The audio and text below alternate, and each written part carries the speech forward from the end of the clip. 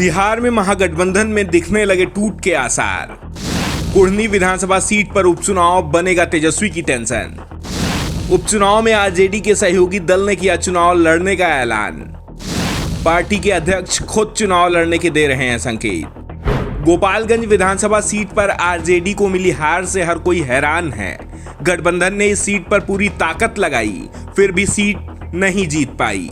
एक और महागठबंधन के साथ 8 पार्टियां थीं, तो दूसरी ओर बीजेपी अकेले ही मुकाबला कर रही थी और जो परिणाम सामने आए उसने महागठबंधन की जड़ों को हिला दिया।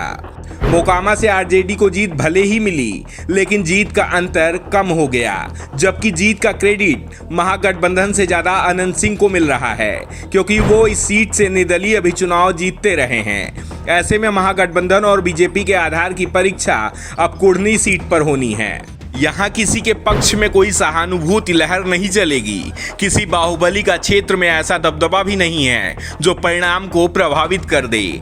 मुकाबला कड़ा होगा, जो जीतेगा उसे 2024 के लोकसभा चुनाव में लाभ मिलेगा।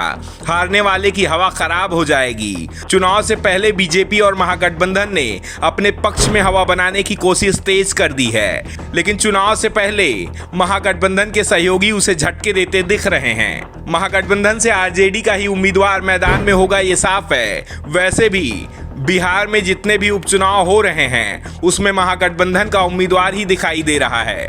आरजेडी किसी दूसरे दल को चुनाव लड़ने का मौका ही नहीं दे रही है। 2 साल में ये 6वां उपचुनाव होगा जिसमें महागठबंधन की ओर से आरजेडी का ही उम्मीदवार होगा।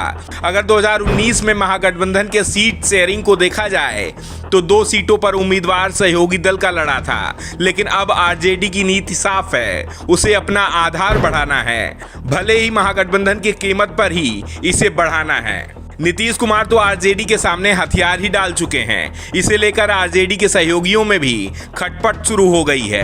कुढ़नी में आरजेडी की दावेदारी से मुकेश सहनी परेशान दिख रहे हैं। अभी तक वो बीजेपी को पानी पीकर कोस रहे थे।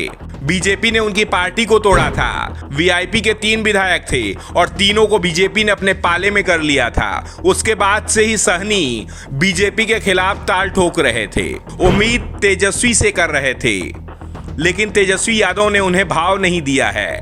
कुढ़नी में निषाद निर्णायक स्थिति में है। सहनी को उम्मीद थी कि तेजस्वी उनकी सुनेंगे, टिकट दे देंगे, लेकिन जब बात नहीं बनी तो सहनी ने वीआईपी के चुनाव लड़ने का ऐलान कर दिया और दावा यहां तक कर दिया कि वो खुद ही उम्मीदवार होंगे।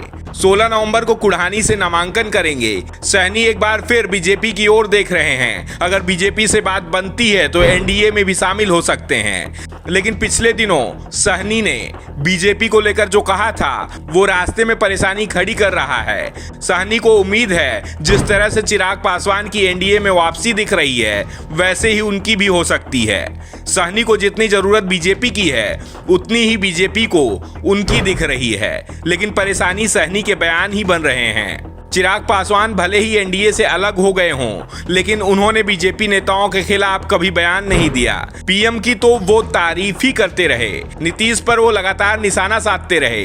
दूसरी ओर सहनी नीतीश और तेजस्वी के गुण गा रहे थे, जबकि बीजेपी के खिलाफ जमकर बोल रहे थे। वैसे तो सहनी दावा कर रहे हैं कि उनके चुनाव लड़ने से बीजेपी को ही नुकसान होगा। वो चाहा उपचुनाव में दिखाई दिया था, उनके उम्मीदवार के मैदान में आने से बीजेपी को भारी नुकसान हुआ था, लेकिन इस बार सहनी किसका नुकसान कर रहे हैं ये 8 दिसंबर को साफ हो जाएगा। इसके बाद ये भी साफ हो जाएगा सहनी किसके साथ जाएंगे। Bureau report, the Navdarpan news.